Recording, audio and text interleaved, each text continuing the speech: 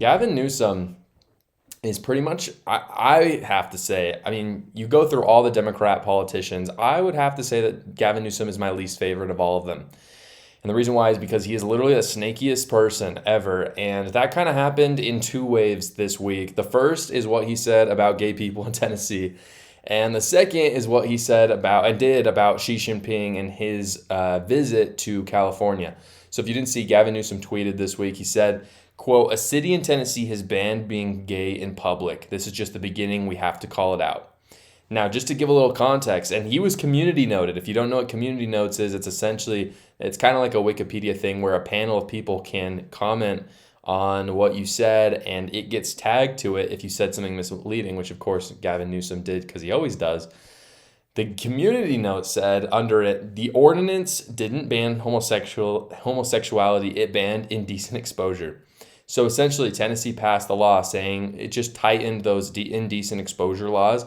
And Gavin Newsom is telling people that Tennessee is now anti-gay and banning your right to be gay in Tennessee. Which the reason why that's so funny is because basically what he's saying is to be gay means to be indecent. Which I'm not saying that, by the way. Like, I'm not one of those people that says that. But it points to this culture that does pervade in the LGBTQ movement of indecency and hypersexuality. And Gavin Newsom perfectly described that that's happening, essentially saying you can't fully be gay if you can't walk around in a thong and talk to kids, which obviously is happening in California. I almost said China because they're basically the same place at this point. Actually, China is far more conservative than California is, but I do want to talk about our premium sponsor and first sponsor of this podcast, Gulag America. I am wearing one of their shirts now. You can see right here. Gulag America is a premium apparel brand. I've partnered with them this Christmas season because they make as a fantastic gift for all those conservative aunts, uncles, parents, siblings.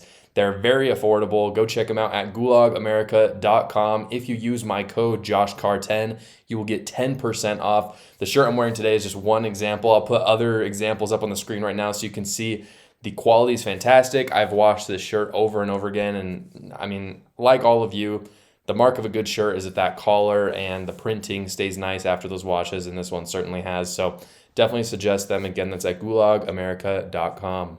It's just stunning. It really was a Freudian slip, I think. And I'm not sure if he's deleted his post. A lot of people do once they get community noted because it just looks so bad to say something and then right underneath it be like, by the way, this tweet was misleading.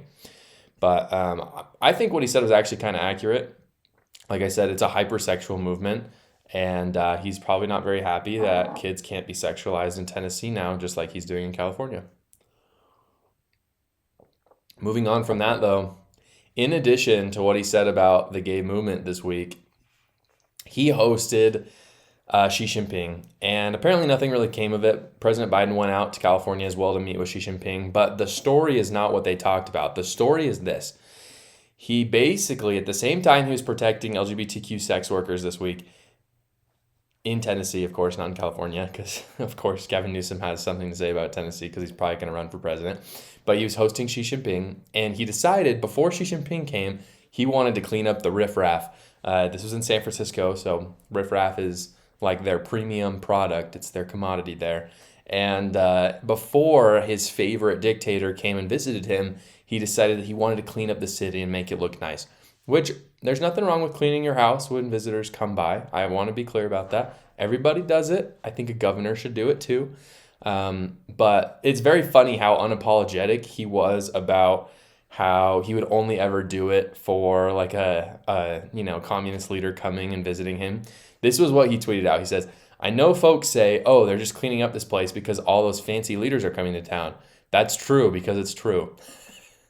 So he's completely unapologetic. He doesn't care. He's yeah, the fancy leaders, I care about those people.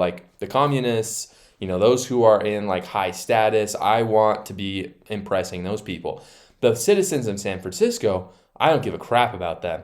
And most people, they point to this and they say, Gavin Newsom is an awful person. He's a snake. He's a bad governor. And I totally agree with that. But to be clear, this is a problem with Californians. And here's what's happened, right? Californians get awful politicians. I mean, they had Kamala Harris, who was representing them in the Senate. They have Gavin Newsom. They have some awful Congress people as well.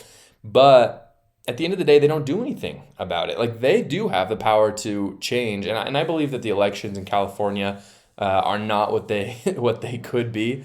But I'm not saying that they're necessarily rigged in the way that other conservatives have maybe suggested. And so I think this is actually on the voter in California who's decided that they just want to keep this cycle of pain where they have a governor who fixes the streets just for a couple days when a communist leader from China comes, but then leaves it for the people, the citizens that they're actually supposed to protect, to enjoy, but in a more real sense, to actually